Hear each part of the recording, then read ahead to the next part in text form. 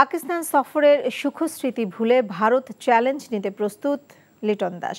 এক দশকের ক্যারিয়ারে এটাই নিজের অভিজ্ঞতা মেলে ধরার আদর্শ সময় বলে মানছেন তিনি। তাই ব্যাট হাতে দলকে সাফল্য এনে দিতে প্রত্যয়ী লিটন। অনুশীলন শেষে ভারত সফর নিয়ে নিজের প্রত্যাশার কথা জানিয়েছেন এই উইকেট রক্ষক ব্যাটার। নিলয় মজুমদারের রিপোর্ট। সপ্তাহখানেক আগে বাবর আজমদের বিপক্ষে জয়ের স্বাদটা এখনই পুরনো মনে হচ্ছে লিটন দাসের।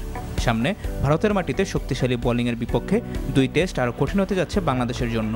এই পার্থক্য ভালোই জানা লিটনের। দেখেন, আমরা পাকিস্তানে খুব ভালো ক্রিকেট খেলেছি, এটা আমার কাছে মনে হয় এটা পাস্ট হয়ে গেছে, বাট এখান থেকে আমরা কিছুটা কনফিডেন্স পেয়েছি। বাট হোমে যখন ইন্ডিয়ার সাথে খেলবো, India always better side.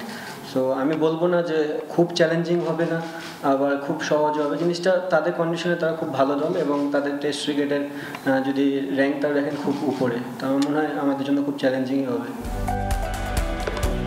Test ক্যারিয়ারে অভিষেক হয়েছে 9 বছর আগে। এখন আর নিজেকে তরুণ ক্রিকেটার মনে করেন না উইকেট রক্ষক। দলের ব্যাটিংয়ের দায়িত্ব নেওয়ার উপযুক্ত সময় এখন।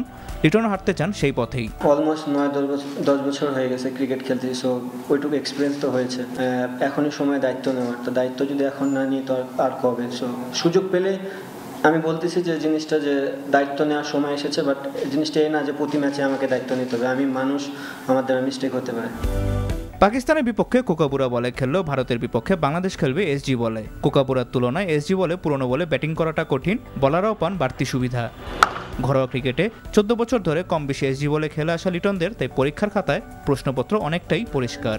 বড় একটা দল এবং আমাদের বলটাও চেঞ্জ হচ্ছে, সো এই বলে আমরা খুব কমই খেলি। Niloy Majumdar, NTV news, Dhaka.